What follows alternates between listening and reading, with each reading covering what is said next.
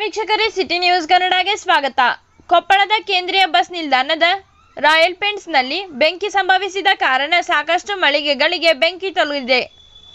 ಅಗ್ನಿಶಾಮಕ ಸಿಬ್ಬಂದಿ ಆಗಮಿಸಿ ಬೆಂಕಿ ಹಾರಿಸಲು ಹರಸಾಹಸ ಪಡುತ್ತಿದ್ದಾರೆ. ಸ್ಥಳಕ್ಕೆ ಕೊಪ್ಪಳದ ಎಸ್ಪಿ ಯಶೋಧ್ ಒಟ್ಟಿಗೂಡಿ ಆಗಮಿಸಿದ್ದಾರೆ. ಅಂಗಡಿ ಮಾಲೀಕರ ಆಕ್ರಂದನ ಮುಗಿಲು ಮುಟ್ಟಿದೆ.